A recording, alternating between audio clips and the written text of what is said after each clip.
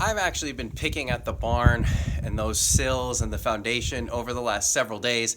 I didn't film the work, especially the jacking up of the posts and all that, just because of the stuff that can go wrong. I'm very focused on what I'm doing when I'm doing that, and didn't want to have to think about filming or anything like that. One of the days, the weather also wasn't really good. It was drizzling, kind of wet, and I was setting the stones. So I had the string strung across the front.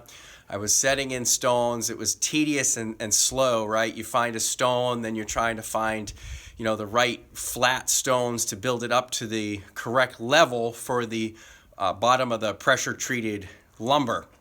Again, my string was marking base of sill, and base of sill being the 8x8, but I had 1.5 inches of pressure treated underneath. So I built the foundation all the way across. I set some pretty large stones next to one of the posts, actually the post on the side of the doorway.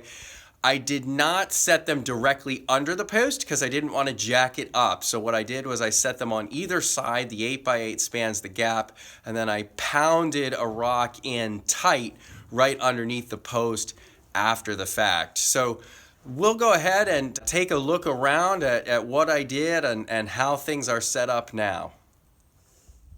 So this doorpost here, I actually thought that it was just sitting on wood on the ground. It turns out there was a concrete sonotube under there, which was nice. So the process here is I actually jacked up the post with the sill while it was all attached, and I replaced the rotten wood that was underneath with 2 layers of pressure treated. And after the original sill was sitting on that pressure treated, I went ahead and cut it here and then created the scarf. The other piece was already cut and ready to go. I actually attached the pressure treated to the bottom of the 8x8 before I moved it into position.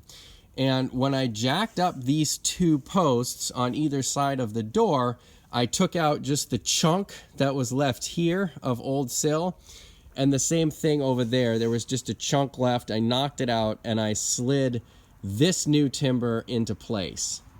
Inside, none of these interior sill members are mortise and tenoned in anymore, so I put angle bracing in every corner. You can see that sauna tube is right back there, so the pressure treated comes forward. That concrete block's not doing a whole lot except for kind of holding the PT there, but then there's a 5/4 decking here jammed in on these rocks, kind of supporting that along the way.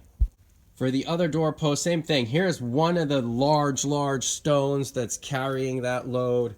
The other one is down in there, very large stone underneath. But in this section, I did the same thing. I kind of ran pressure treated this way. There's a concrete block there in the corner, but then this is sitting on a pile of stones here, there, and then a concrete block, and then it's even sitting on the stone there. Again, corners all tied in. The loft is sitting on this post, so that temporary support came out, and this post came back in. This is toe screwed with the 5 1/8 GRK screws, and I put one 5 1/8 GRK screw on each side, and the rest are 3 1/8 GRK screws.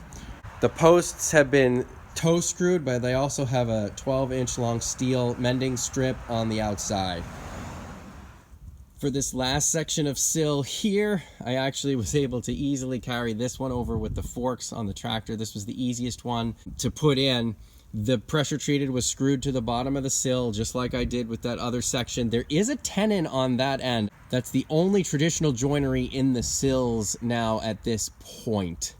So this piece went in pretty easy. The scarf is screwed with GRK, as you can see some of that there.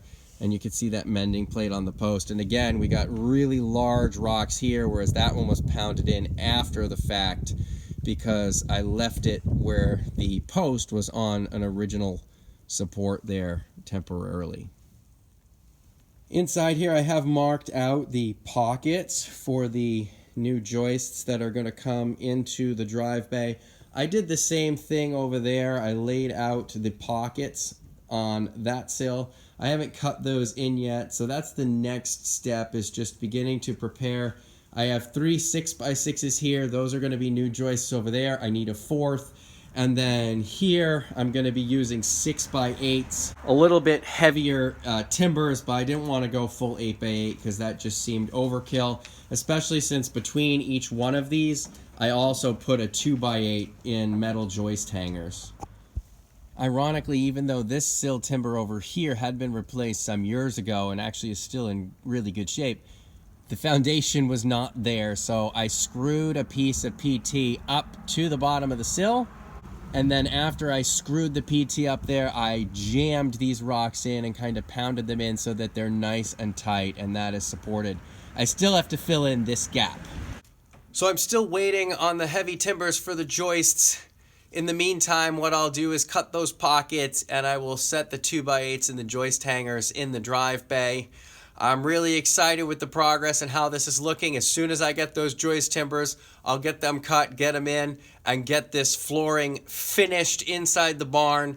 And then we'll do some backfill and grading around that stone foundation outside, and then build a ramp up to the front door.